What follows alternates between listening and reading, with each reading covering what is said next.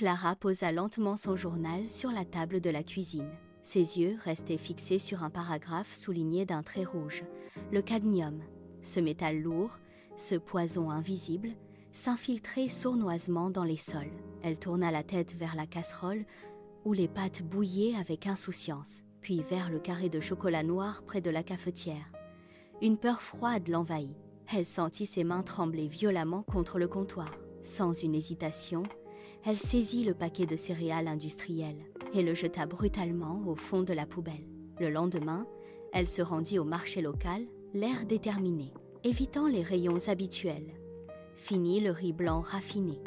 Elle chargea son panier de sacs de lentilles brunes, des pois chiches secs, des aliments qu'elle pouvait enfin contrôler. De retour chez elle, le rituel commença.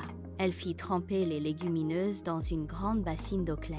Son mari entra, fronçant les sourcils devant ces nouveaux ingrédients. Mais Clara lui tendit une cuillère de sa soupe maison. Après un instant, il hocha la tête en signe d'approbation.